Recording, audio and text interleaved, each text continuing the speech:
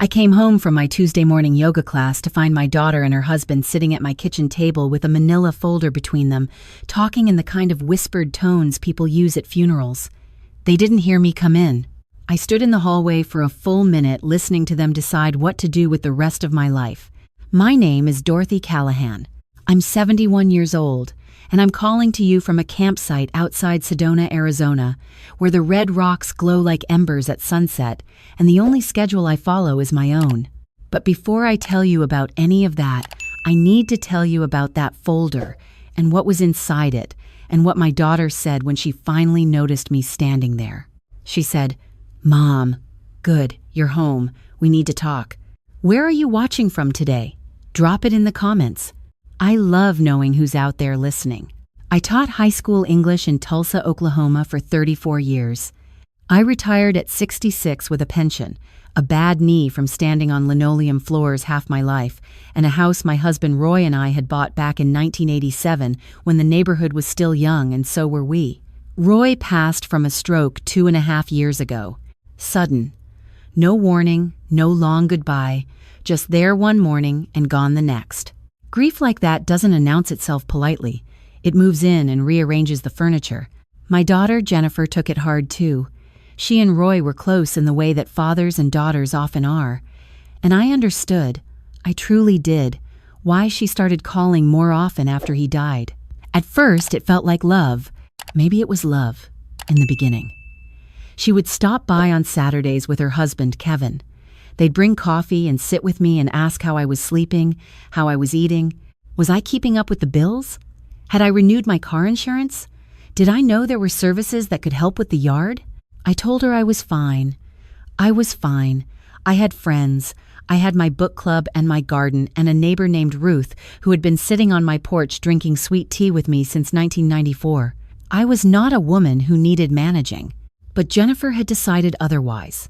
And Kevin, who had an opinion about everything and knowledge of nothing, had apparently agreed with her. The folder on my kitchen table that Tuesday morning contained 3 things: a brochure for a place called Whispering Pines Senior Living in Broken Arrow, a checklist titled Mom's Transition Plan in Jennifer's handwriting, and a document I didn't recognize, already printed, already filled out, with my name on it in a font that was not my handwriting. A healthcare power of attorney listing Jennifer as my agent. I'd never signed that document. I'd never even seen it. I set my yoga bag down slowly, the way you set things down when you want your hands to be steady. "What is this?" I asked. Jennifer looked up, and for just a moment her face did something complicated. Then the practiced calm came back. "Mom, we've been so worried. You've been alone in this house for over 2 years, and we just think, what is this document?" I said again, holding it up. Kevin cleared his throat. He had the particular discomfort of a man who had expected to be gone before the confrontation started. "It's just a precaution. Standard paperwork. Standard paperwork with my name on it that I never signed." Jennifer stood up. "Mom, you did sign it. Back in March, remember? When we came over for dinner and you had those papers from Dad's estate, you signed several things that night. I remembered that night, Roy's retirement accounts, the transfer of his truck title, the last of the estate forms. Jennifer had brought a stack of papers, and I'd signed where she pointed. I'd been tired. I'd been grieving. I'd trusted her. I sat down at my own kitchen table and looked at my daughter, this woman I had driven to soccer practice, helped through her first heartbreak, sat beside in a hospital waiting room when she lost her first pregnancy, and I thought about how the people who can hurt us most are always the ones we gave the most to. "Tell me about Whispering Pines," I said, my voice very quiet. She talked for 20 minutes.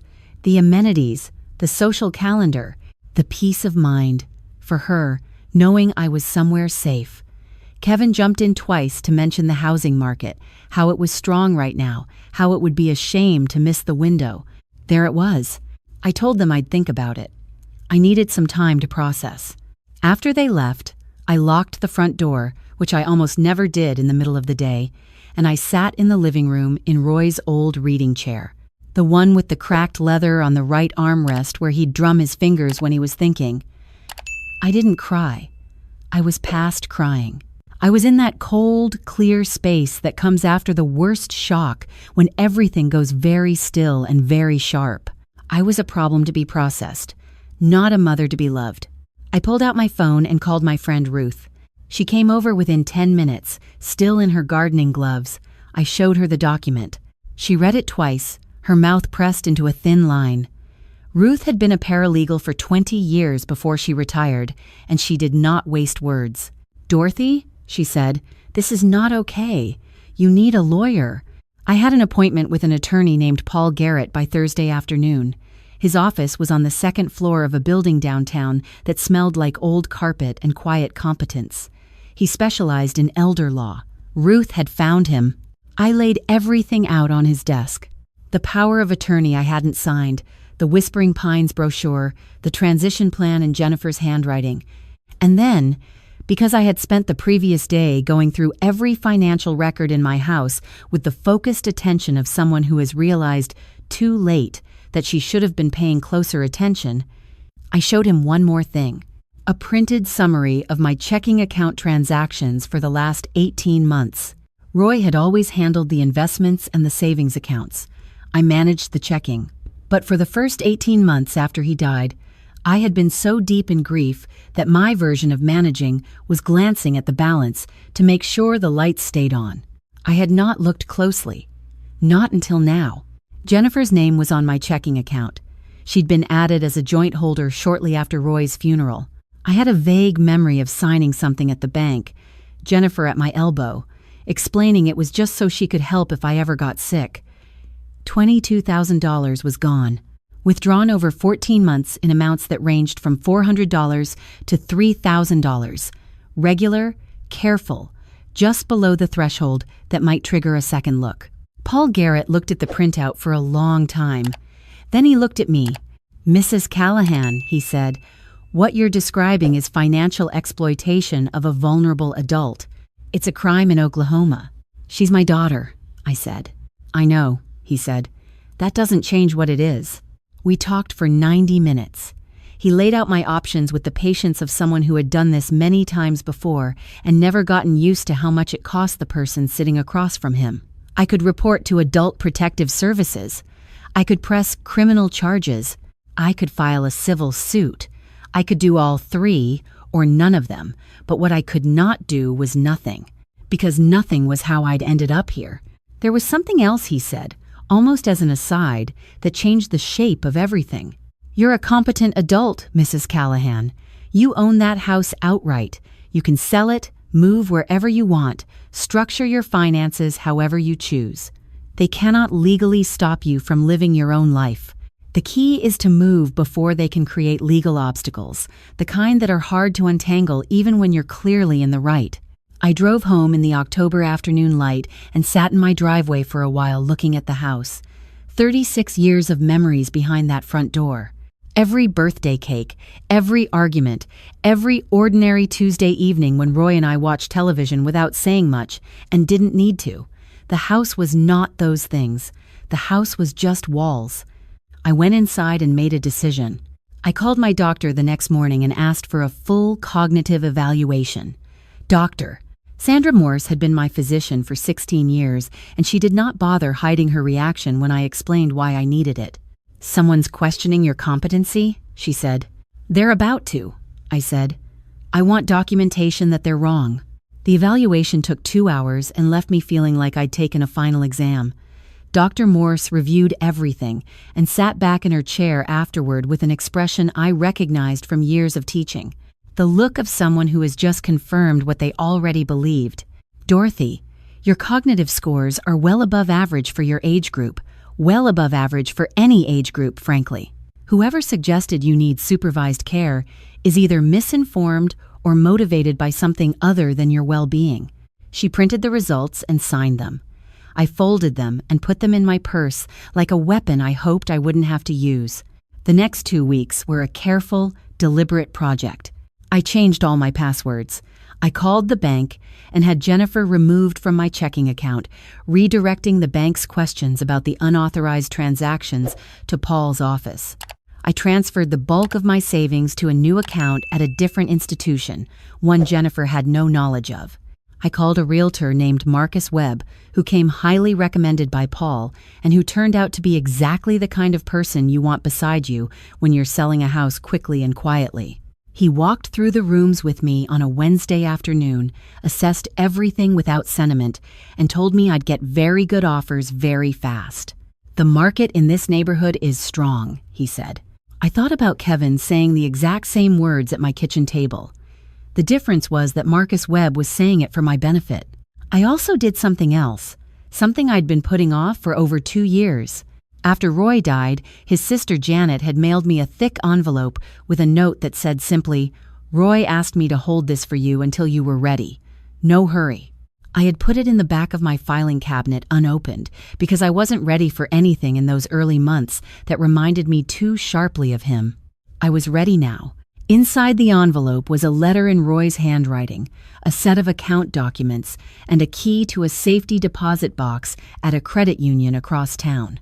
Roy had opened the account 14 years earlier. He'd called it our someday fund, money he'd put aside quietly over the years from small windfalls, tax refunds, the modest inheritance from his mother, the proceeds from selling the woodworking equipment he'd never had enough time to use. He'd mentioned it to me once or twice over the years in the vague way of someone who doesn't want to jinx a thing by talking about it too much. I drove to the credit union with his letter in my purse and sat across from a very kind woman named Brenda, who helped me access the account. $112,000. Roy, who had spent 38 years being careful so that I could someday be free, had left me a door out. I sat in my car in that parking lot for a long time. I talked to him the way you talk to people who aren't there anymore, which is honestly just talking to the part of yourself that loved them enough to carry them around. "Okay," I told him. "I'll use it." I had one more performance to give before I left. Jennifer called on a Thursday evening, her voice in that careful register she used when she wanted something. "Mom, we've been thinking. Kevin and I want to take you to look at Whispering Pines this weekend. Just a tour, no pressure. But they have a beautiful room available and the director said she'd love to meet you." I had been preparing for this moment. I knew what I was going to say and I knew exactly how to say it. "You know what, honey?" I said. "I've actually been thinking too, and I think you might be right. The house is a lot. I rattle around in here. I miss your dad, and sometimes I think that maybe a fresh start, somewhere with people around, maybe that's what I need." The silence on the other end of the line was the silence of someone who has been pushing against a door that just swung open unexpectedly. "Mom," Jennifer said, and her voice went warm in a way that made me understand exactly what that warmth had always been made of. "I'm so glad. I'm so relieved. We just want what's best for you." "I know you do," I said.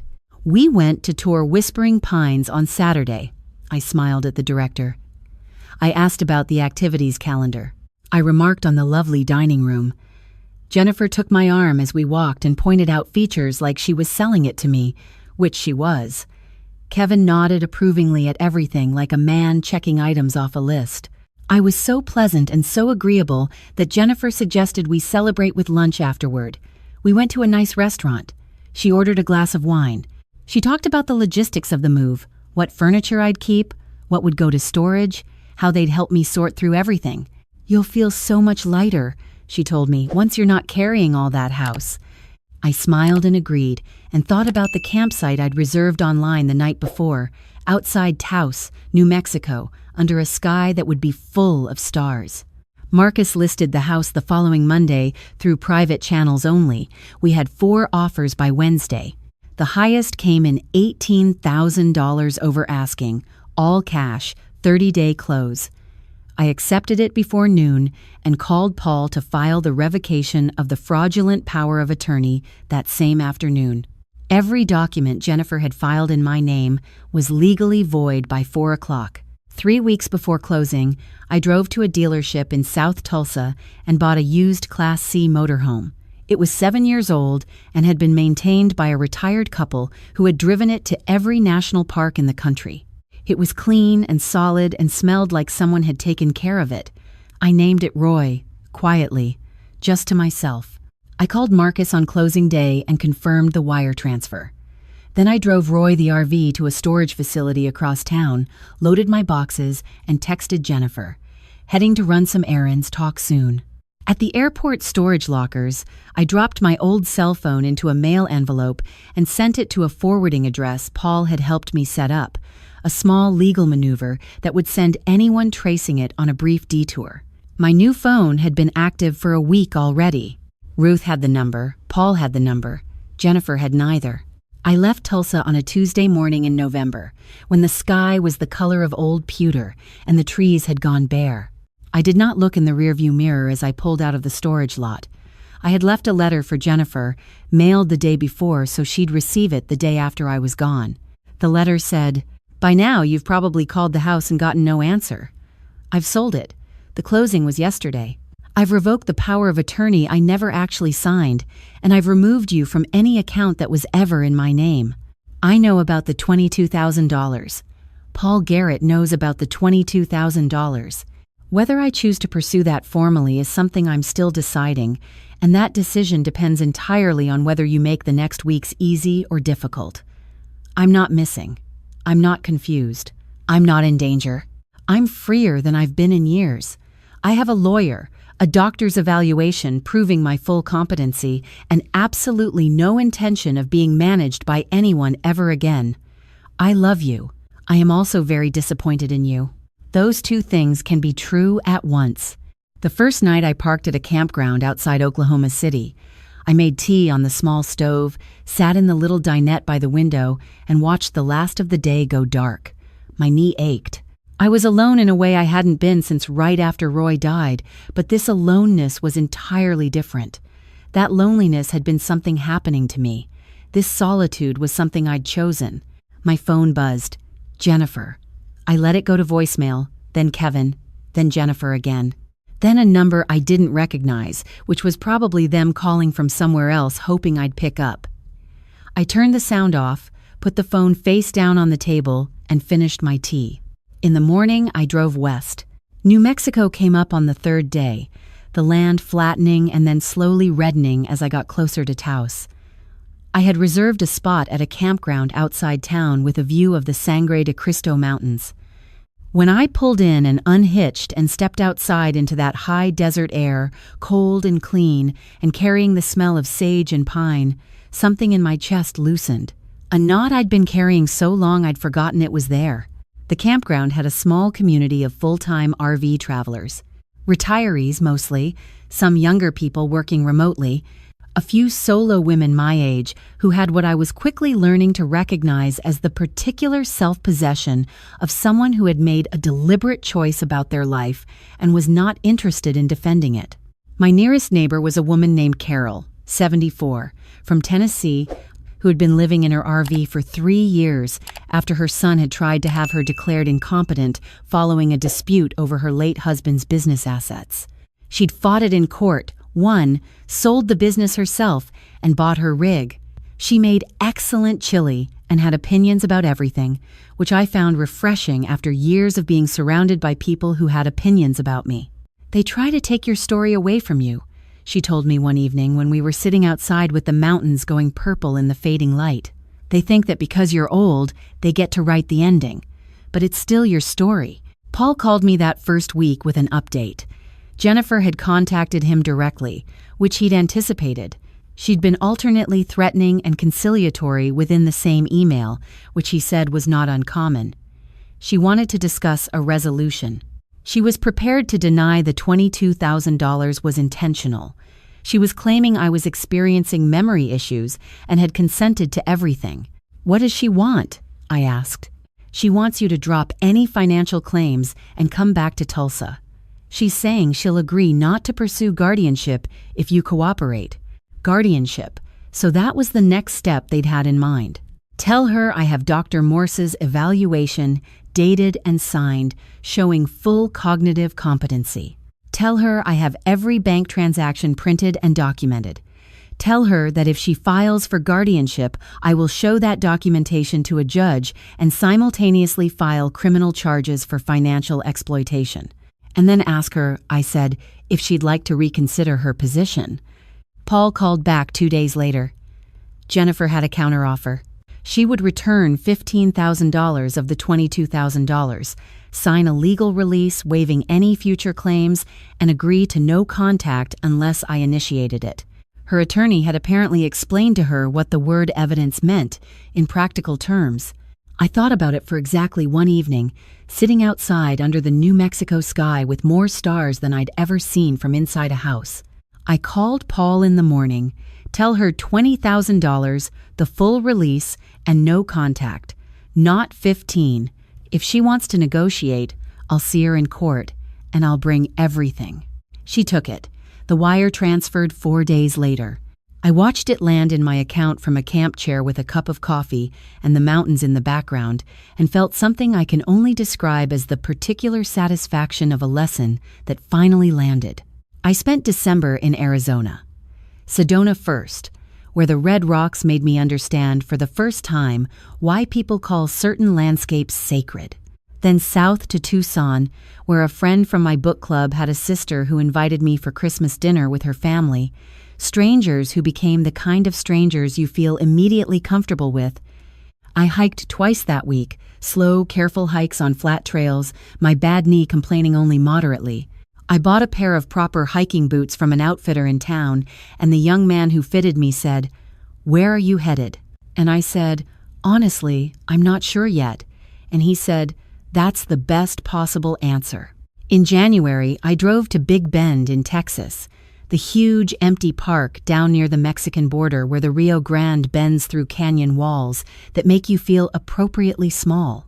I spent 4 days there, barely speaking to anyone, reading, walking, cooking simple meals on my little stove, watching the light change on the rock faces. Roy would have loved it. I told him about it in the evenings. Carol had given me the name of an online community, Women Over 60 Living Full-Time in RVs. I joined their forum and found a conversation already in progress that I recognized immediately. Different names, different details, same essential shape. Daughters, sons, in-laws, paperwork, accounts accessed without permission, the language of care used as the language of control.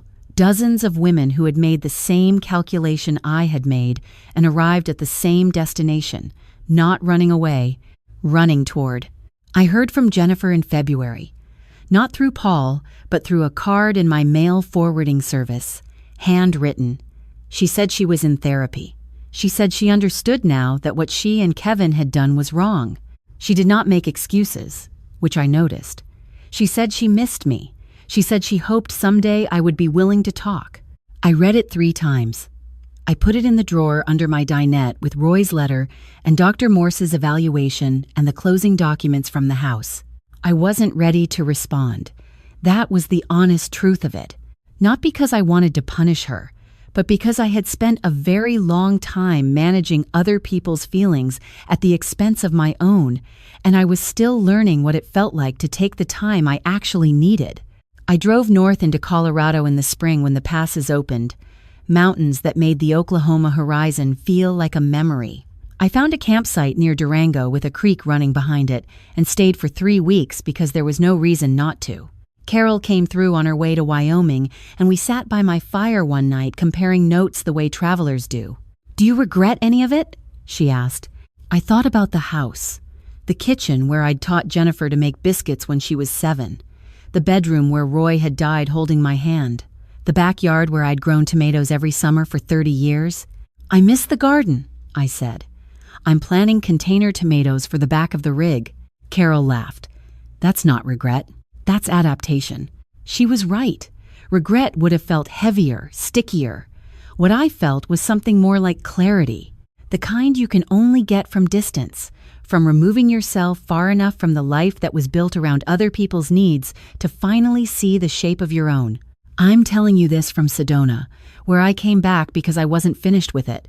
The red rocks are different at different times of day, different seasons, different light. I have been watching them for 2 mornings now from my chair outside Roy, my coffee hot, the air still carrying a bit of winter in its edges, even though it's technically spring. My knee is better. I've been walking every day, not because anyone told me to, but because it turns out that when you're moving through places you actually want to be, your body cooperates more willingly. I sleep well. I eat what I want. I read whatever I feel like reading. Jennifer and I have exchanged 3 letters now. Paper letters, slow and deliberate. She has stopped crying in them, which I think means she's actually doing the work she says she's doing. Kevin's name comes up less. I'm not asking questions about that. We are building something carefully, with the understanding that what we build now will have to be different from what we had before, because what we had before had a crack in the foundation that neither of us had wanted to look at directly. I don't know what our relationship will look like in a year. I don't know where I'll be parked in a year either, and I find that I have made a kind of peace with not knowing. Roy spent his whole working life being certain, planning, preparing, and he still died on an ordinary Wednesday with no warning. Certainty is a story we tell ourselves. The truth is always a little more open-ended. What I know is this: I am 71 years old. I have a motorhome, a good lawyer, a doctor's note certifying my excellent mind, a creek behind my campsite, a forum full of women who understand exactly what I mean when I talk about choosing yourself, and $68,000 still in the account Roy built for our someday, which turned out to be now. People ask me sometimes, women mostly, women who find the forum or hear my story through Carol or someone else in the network we've built, they ask me if I was scared. When I left, when I sold the house and drove away from the only home I'd known for 36 years, yes, I tell them, I was scared every single day for the first 2 weeks. I woke up at 3 a.m, certain I'd made a catastrophic mistake. I lay there in my bunk listening to the silence outside and waiting for the terror to overwhelm me. But it never did. Because underneath the fear there was something else, something that had been waiting a very long time to be heard. A quiet voice that knew the difference between a life I'd been living out of habit and obligation and fear, and a life I was finally, fully, irreversibly choosing. That voice sounds a lot like mine. It took me 71 years to really listen to it. I have tomato seedlings in 3 containers on my back shelf. They're just starting to come up, small and bright and absurdly hopeful. I have no idea where I'll be when they fruit. Somewhere new, probably. Somewhere I haven't been yet. I can't wait to find out where.